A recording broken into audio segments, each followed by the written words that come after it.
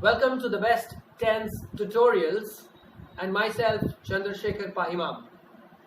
In the last video, we discussed about the present perfect tense, its structure and its usage.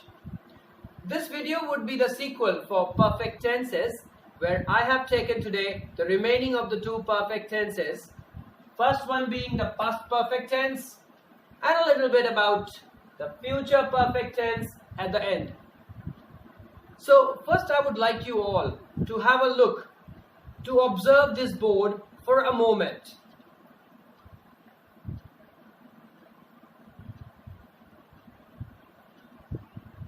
Quite complicated, is it?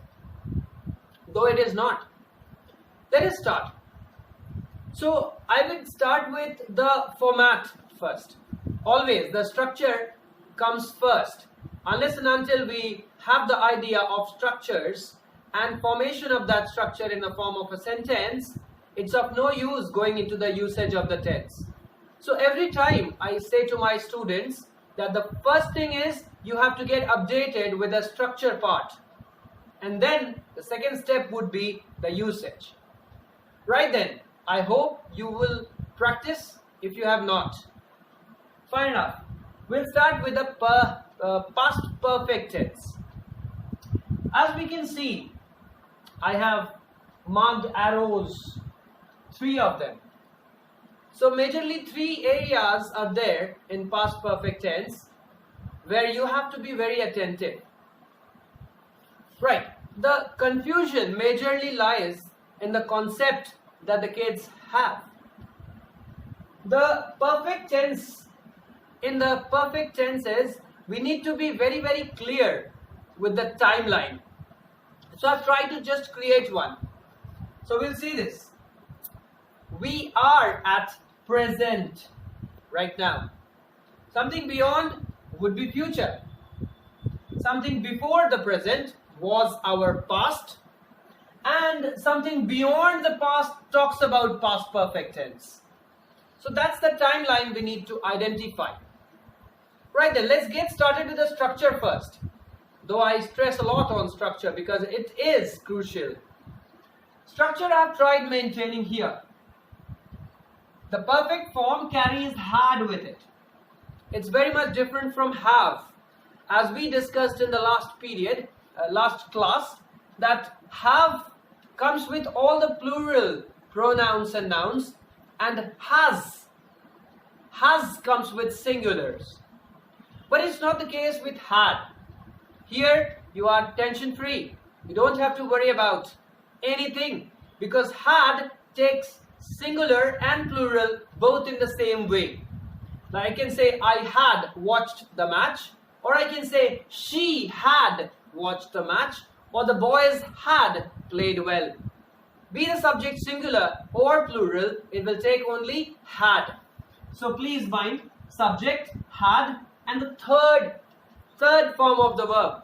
Now here, third form of the verb. You have to be specific about it. When we are changing the words which end in Y into its second form, like see, spy, how will you change it into past tense? I hope you know it, that this Y will change into an I, and an ED will be added. So the spelling would be S-P-I-E-D. I would not get into so much of depth, but then one more thing I would like you to identify, because the third form of verb is a very crucial thing, and kids make mistake here. They don't learn the third form. So I specifically tell you, minded people, you have to be very much clear with the third form of the verb in order to do perfect tenses in the best of its ways. The next example we will take would be, many words are there. Prove. It ends in an E, see? But don't make an ED into it. Simply add a D, that would give you the third version. Anyways, these are the regular verbs we have discussed about before as well, right? So you have to be very much clear with the third version to get the things correct. Otherwise, you are making mistakes. You will make mistakes in the perfect form. So in structure, Remember, learn the third form of the verb very, very strongly so that you don't make mistakes in the structure. Now we move to the usage. So I'll just ask you, I give you a scenario that you are waiting today for your father very eagerly because he promised to bring you a very nice gift. And you're like, when would your father come? Waiting so eagerly at the gate. But he got stuck. Well, fathers are like that, we know. They get stuck in works many a times. So he also got stuck and he couldn't come in time. Child being small couldn't stay awake for a long time, and so he slept. Next morning he woke up and he said to his father, and rather he asked his father why he was late. What do you think the father would have said? Think of the two actions which happened in the past. Last night, the boy slept and the father arrived late. So we see father arrived after the son slept. So we see two actions are happening. Both has happened in the past. Now if it had been like only one action, we would have used simple past straight away. But there are two actions which are in the past. So there comes the usage of past perfect tense. The father would definitely say, son, you had slept before I arrived. So see, the arrival part was the first part? No, second part. The child has slept. The child had slept. That was the first action, after which the father arrived. So two actions are happening. So if you talk about the timeline, something that happened beyond the past tense is the past perfect. So here we see, the child slept. Where would it come? Here. And the father arrived. Where would he come? Here. So we use the past tense.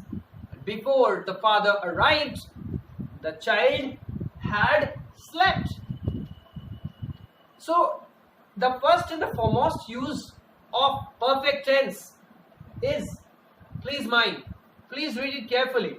It says action finished before another past action. As for the example, when we arrived, the movie had started. Two actions happening, our arrival and the starting of the movie. Which happened first? The movie started first. We arrived late. So we arrived at the second place. So what do we need to identify is that in the two past actions, the one action which happened the furthest beyond past would take the past perfect. Right? You have to practice. Right? So let's see.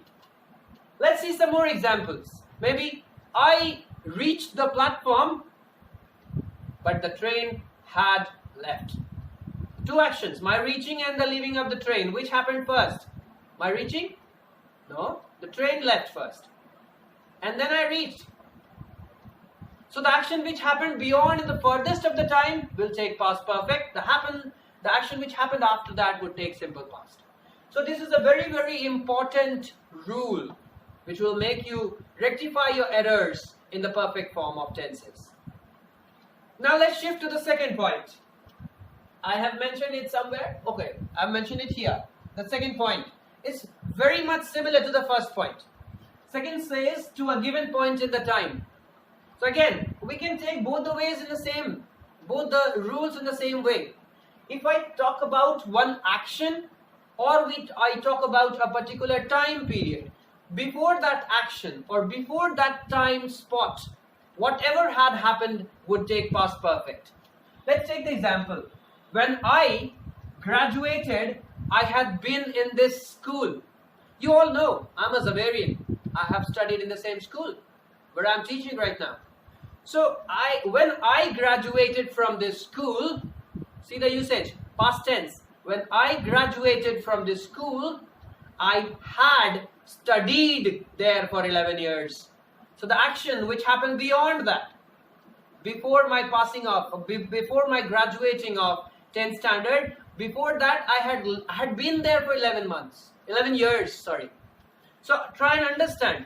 It might talk about a past time It might talk about a past action, but it's the same. In both the rules, it talks about the same, the wordings are different. So you just need to see, in the past, if there are two actions, suppose this is the present, one action happened here, and the other action happened before that action which had happened. Here, the furthest most action will take the past perfect form. And the one which happened after that, simple past form. Right? So that has to be understood very, very zaruri hai. Don't go beyond it. Alright, let's take the third version. This is what it is. What is it? It talks about the unreal things in the past.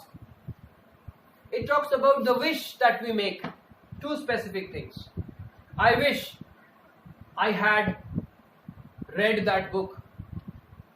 I wish I had not met you. Well, that's what the example is. I wish I hadn't met you. So like I'm wishing, well, something that had happened in the past would not have happened. Simply a wish. I wish I had $1 billion. It's not possible, it's unreal. And that's talking about the past tense, not the future one. So here, I would ask you to also concentrate on one more theme that it carries. If you can see type 3 conditionals. Conditionals talk about if. I hope you all have done it. And in the type 3 conditional, it takes the had version. And this type also talks about the same, unreal things in the past. So the past perfect is used, I would summarize in two ways. If it talks about the past version, two actions have happened, we'll take past perfect for that action which happened the furthest most in the past. And the second is type 3 conditionals, and we can express our wishes as well using the past perfect form. So this is very crucially done. This is to be very crucially done, and very energetically practice is required. Well, it seems it's easy, but it's not. You have to work. Right then, we shift our attention from past perfect tense to now future perfect tense. That is again very easy. What it says is, let's take the example first. See, by this time next year, so what am I doing? I'm giving a timeline for future. You try and recall. In past perfect also, I have been giving timelines everywhere. And in the previous video when we did present perfect tense, there also there was a timeline. So perfect tense works on the timeline. A time mention is required. Now, till now I have done something present perfect. Yesterday till 5 o'clock I did something, I had finished something past perfect. Tomorrow by 5 o'clock in the evening I will have done something, would be future perfect. So you can see in perfect tenses, be it present, past or future, it has a timeline. Though it's not mandatorily, sometimes it is invisible, but it should be understood. It should be inferred. Right then, let's take the future perfect. As I see, by this time next year, I will have delivered many more useful videos for your grammar usage. So I'm giving a timeline for future until the time I know that I will have finished the work. That is future perfect continuous. Tomorrow by 5 o'clock in the evening, I will have read this book. Future perfect tense. I'm sure about tomorrow 5 o'clock, till tomorrow 5 o'clock, I will have finished. So that's what future perfect tense talks about. An action that will have been finished by a given time in future. Talk about past tense. An action that had finished before a given time in future, in past. So a timeline is a very important part of perfect tense. I hope you must have understood everything here. And that ends the perfect tenses. I will definitely try to produce the perfect continuous tenses in our next video. Till then, stay tuned, learn, practice, and stay at home. Like, subscribe, and share if you like the video. Thank you.